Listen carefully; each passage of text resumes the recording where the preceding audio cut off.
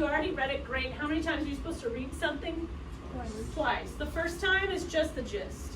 You kind of get an idea of who and what the story's about. But you always have to go back and close read. And here you're probably going to do it 2 or 3 times. You're not going to read the whole thing. Close reading, you're just going back to certain moments in the text. Okay?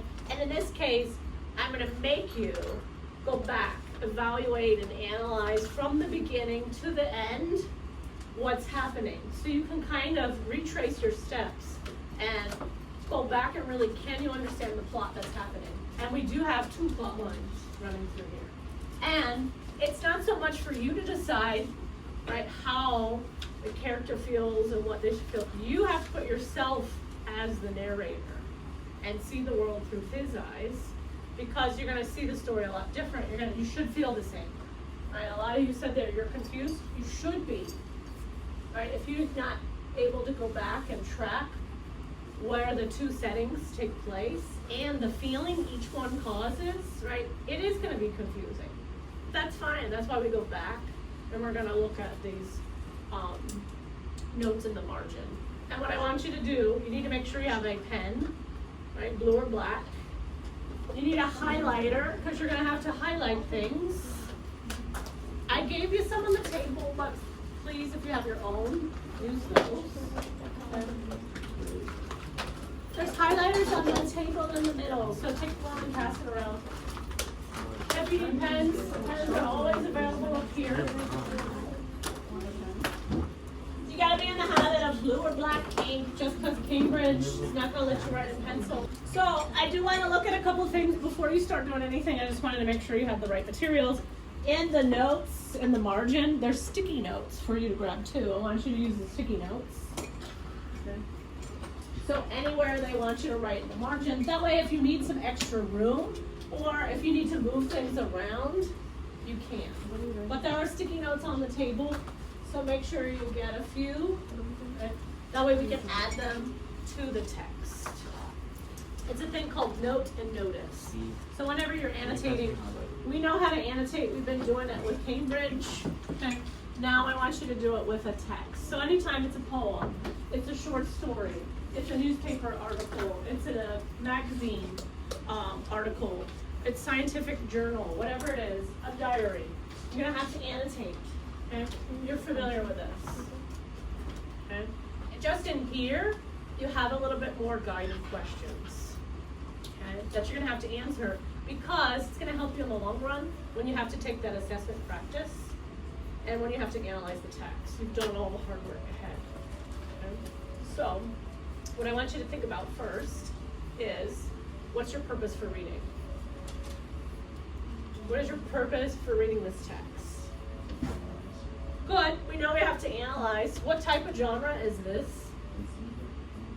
What type of text? What's the form? It's a short story. What kind of short story? Fantasy, sci-fi, realistic? Is it some sort of hybrid? It's not nonfiction. It would be great if it was a story about, that would be interesting. If in the end the guy's like, I've been sacrificed by the Aztecs. Yeah, interesting. How is he alive to tell the story then? You know what I mean? So,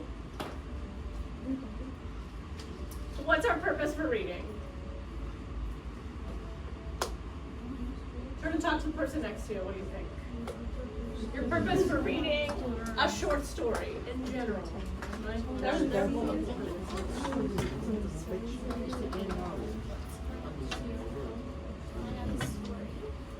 What's the purpose of reading of short stories? It's trying to give you information. But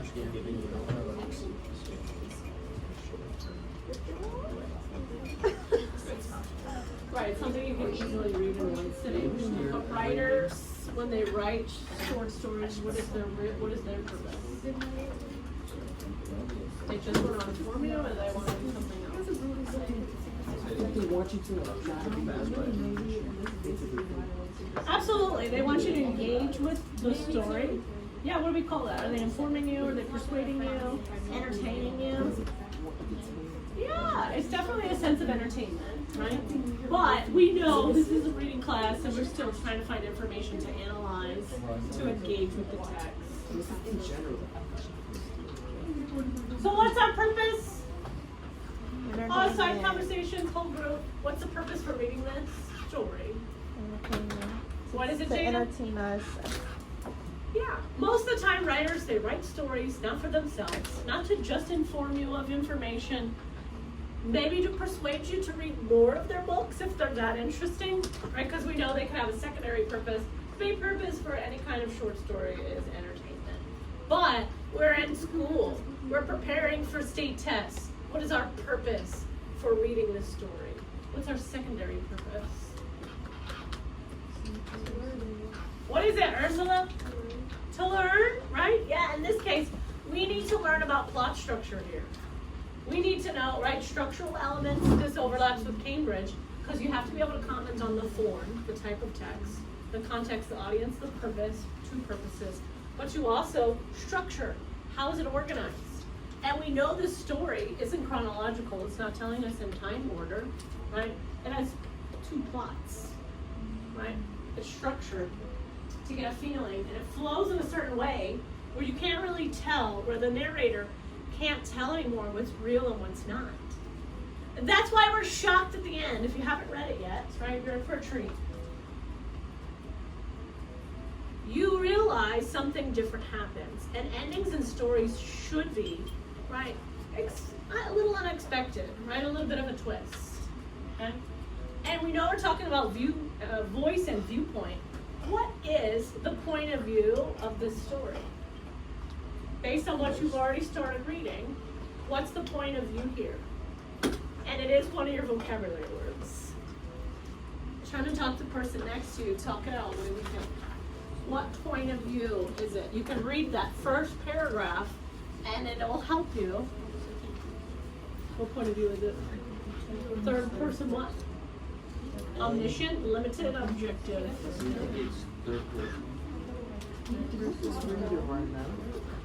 Huh? Right, because we only get into who's next. Huh? Yeah, the guy who read the conversation. Good, it's limited third. What point of view is it? Third person. What kind of third person? Which kind of third person? Omniscient, limited, objective. Because it makes a difference in the readers and how it affects us. It's one of our questions later. Are you okay? Are you sure? You were like Slum City. I don't know if you're stretching or sleeping or dying. Or you're trying to live the day face down. I'm sorry. Do you need to go over there? I think it's like the third one. Water? Do you need water? Omniscient is right there. Food? You got food? Well, she has a headache. Yeah. Not everybody's gonna have a headache.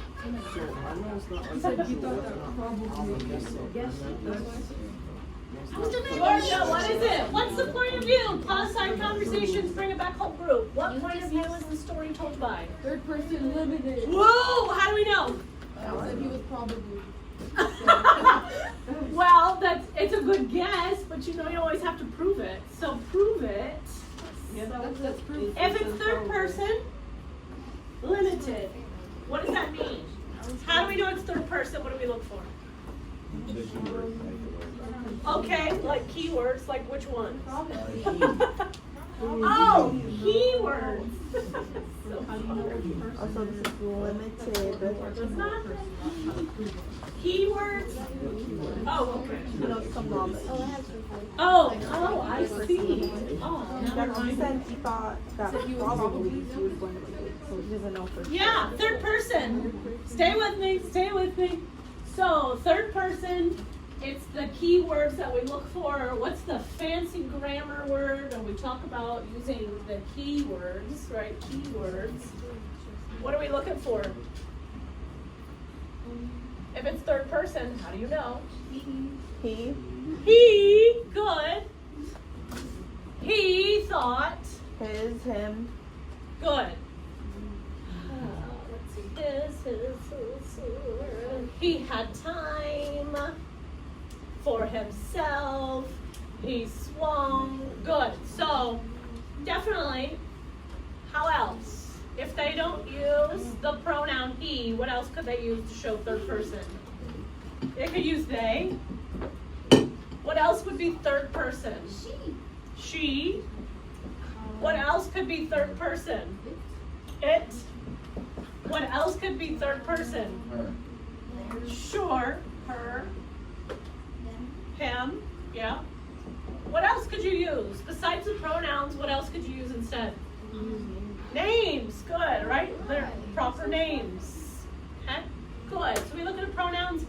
How do we know it's limited though? Because Sierra said this is limited third person. What does limited mean? You don't know. You know something. Good. You know something, but you don't know everything. Good. Who can clarify that a little bit more? Who wants to add to that? Agree, disagree, or add to that? Limited. What else does limited mean when you're talking about the narrator? The third person point of view. It's limited to who? To what? Kyle. You don't know all the characters' feelings? No. We only know. We do know the actions, not all of them. We don't know all the thoughts. We don't know all feelings. But we know a lot or a little? Oh, a little. Yeah, think about it. Limited. If it's a limited edition, do we have a lot of them? No, right? It's exclusive. It's small amounts, right? If your point of view is limited, how many characters' thoughts are we going to get? Probably one. One, maybe. One or two, right? But you're not going to get all. And then you notice this here. How many characters' thoughts do we see? Thoughts, feelings, actions. How many characters' head do we get inside of? Just one, right? Does our character have a name? Julia. Oh no, I don't know.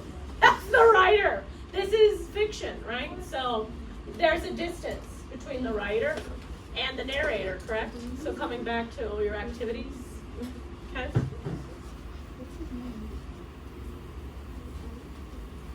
So that proximity, like we were talking about before, gives us a little bit of clue on how we could feel as an audience by using third person limited. Because we'll talk later what happens if we change it, right?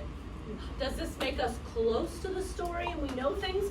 Or does it distance us enough to where we're confused or we have tension, right? So point of view matters what story you're telling. If you're trying to create a sense of unease and tension, it can't be first person, right? You're too close to it, right? You can see everything that's happening right in front of you. Right? But third person creates enough distance. We're limited into just some thoughts, so we don't know a whole lot what's happening, right? Besides, we gotta follow this character. What is your prediction that you think is going to happen? Did everybody read it yet? Okay. No. So anytime you're reading a story, you always want to make predictions at the beginning, right? That first paragraph that you read, the title, because it's like a game, right? You're trying to see whether you're right or not, right? It does help boost your reading comprehension, okay? And while you're reading it too, make a movie in your mind. Become that character. Get on that motorcycle. Ride around the town. Slide off. You see what I mean? The writer here does a good job of trying to put you connected with the character. You have someone there. But yeah, in a few minutes.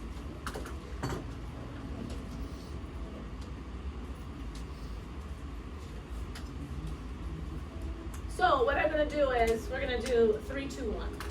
Okay? Not an exit this time, but I'll read, we'll read together. Okay? I'll read the first couple of pages, then I'll split it off into partner reads, where you will work with a partner, right? Someone next to you, right on your shoulder. So the person that's next to you. So that way, if you don't have someone this way, you go that one. Right or left, just a shoulder person. Okay? You're gonna work with that partner. Okay? I'm gonna go through it first. Because what you're gonna do is, we're gonna add those sticky notes, those annotations, okay? We're gonna read it together first, then we'll go back in, right? Sound good? Yes. All right, so make sure you have the stories out. I'll read the first 2 pages, then we'll switch to partner read.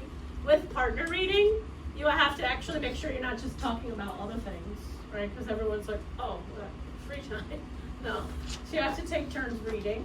One person's reading, the other person's listening, right? Paragraph to paragraph, or however you decide to divvy it up. The last page, right, the last 2 pages, you're gonna do independent reading. So you'll get the how does it end portion. Okay, so I'll start you off, we'll split up, and then I'll tell you where to pick back up on your own. Does that make sense? Mm-hmm. Can we pause the music for me?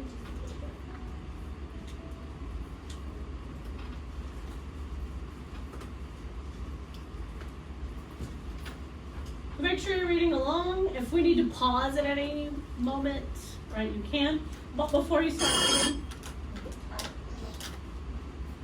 time's up. Angie Figueroa, report to the front office.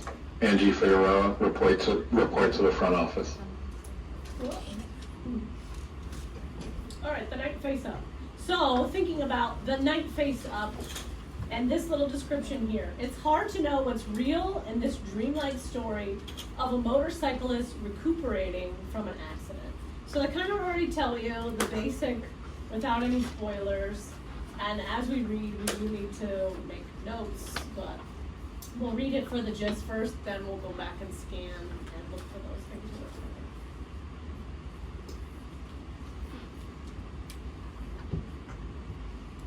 And he starts with a quote from somewhere down in the middle of the story. And at certain periods, they went out to hunt enemies, called it the War of the Blossom. Okay? And we'll figure out what he's referring to later too. So you kind of get a little cultural experience here too, which is nice. All right. So halfway down the long hotel vestibule, he thought that probably he was going to be late and hurried on into the street to get out his motorcycle from the corner where the next door superintendent let him keep it. On the jewelry store at the corner, he read that it was 10 to 9. He had time to spare. The sun filtered through the tall downtown buildings, and he, because for himself, for just going along thinking, he did not have a name. He swung onto the machine, savoring the idea of the ride. The motor whirred between his legs and the cool wind whipped his pants out. He let the ministries zip past the pink and white, and the series of stores on the main street, the windows flashing. Now he was beginning the most pleasant part of the run, the real ride. A long street bordered with trees, very little traffic, with spacious villas whose gardens rambled all the way down to the sidewalks, which were barely indicated by low hedges.